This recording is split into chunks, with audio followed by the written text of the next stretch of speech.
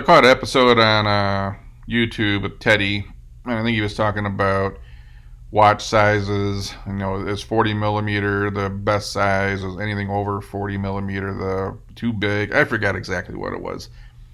So I started just going and reading some articles. This is a good article I stumbled upon. It's from 2014, but it gives some pretty good insights, some interesting comments below. So check it out if you're interested in the topic. Anyways, I always felt like when it comes to watches, it's your money. You buy and do whatever the hell you want to do. You want a big watch, get a big watch. You want a small watch, get a small watch. You want an iWatch, buy an iWatch. And no one else should care what the hell you're doing with your money. We're in a weird place in society right now where people think that their way is the only way and the right way to do things, and they have to tell everybody else what they're doing right and wrong. And it's one of those things like, man, you go do you, and I'm going to do me. I find that happening with, I like wine, I like scotch, and I'm not a big fan of the wine snobs. I did another episode recently on Andre Mack. I felt like this guy kind of gets rid of the wine snobbery, and I enjoy listening to him talk about wine and the pretentiousness of wine, anyways. And I think we have that same issue in the watch world. I got that in the scotch world, right? I used to go to all the whiskey fests around the country. We'd fly around with some people, go drink way too much whiskey, go saw on some tomahawk ribeyes. But you always run into those people that want to tell you how to drink your whiskey. Oh, you got to have it neat, or you need a splash of water. Oh my God, do you add ice cubes? It's like sometimes I want it neat, sometimes I want cubes, sometimes I want a splash of water. I don't. What do you care? It's my money and my whiskey. And even if you bought me the whiskey, I'm still going to do whatever the hell I want to do. It's, why do we have to tell people all the time on how to, live their life and this is the problem with the world right now. So I like watches that are in the 44 to 46 millimeter range. And, people will say, oh, those look clownish.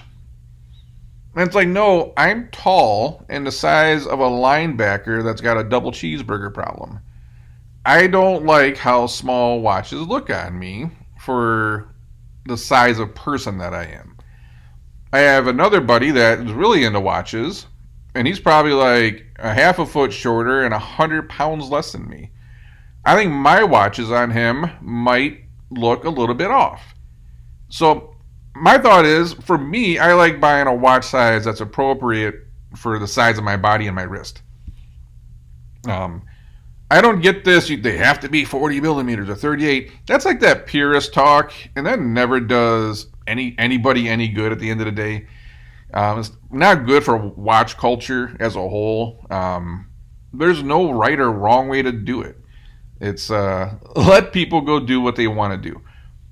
And I get these arguments of people about even watch sizes, and I can't tell you how many. I got a big pile at IWC, how many compliments I got on that watch.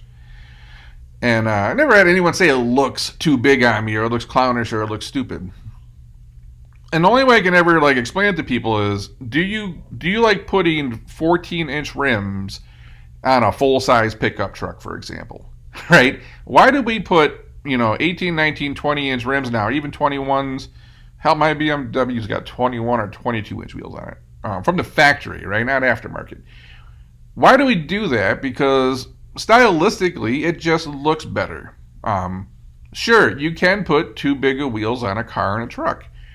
But the general thought is you can also put too small of wheels. You don't want a Prius sitting on 22s, right? But at the same time, you don't want a pickup truck.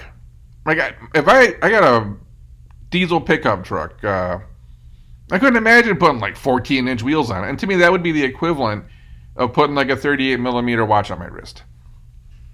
Why can't you just look at it and say, stylistically, it makes the most sense to match up the watch size to the person, the wrist and body size? But even that's not a hard and fast rule. People can wear and do whatever the hell they want. And I think that's just, we got to get over this. Society as a whole has kind of stopped telling people what to do. I don't know where. I think it's always been there, But I'd say like the last 10 or 15 years, we've gotten so bad of thinking that our way is the only right way. And we have to go around like little crusaders and just tell everybody that you're doing this wrong. And it's like, nah, man, just shut the hell up.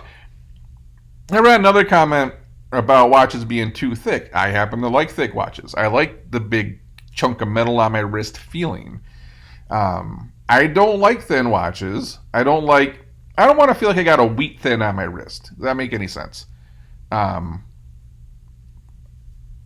explain it. My friend, when we talk about those kind of watches and they're really thin, for him it's like trying to date a chick with a flat ass. It's not his style at the end of the day.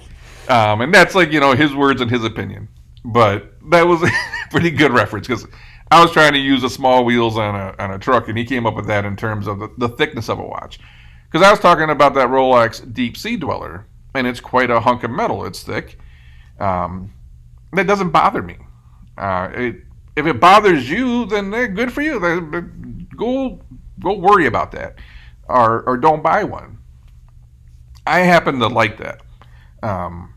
It's all jewelry at the end of the day. Do you like an 18-inch chain? Do you like a 20-inch chain? Do you like a 22-inch chain? Do you like a 24-inch chain?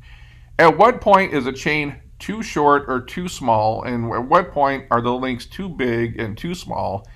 Man, to each their own. I just wish as like watch culture and the fans and enthusiasts, we could just get to that point to say, man, go do you. Go do whatever you want to do. And I'm not going to sit around and judge you because your watch is, I think your watch is too small or too big, or I don't like gold, and I don't like metal bands, and only leather bands. Like, we're in this it's a changing of the guard where we have these people that are still caught up in that pretentious old time world of timepieces, and they can't adapt to where we're going. And that's just my thought, anyways. Check this article out. It's pretty good.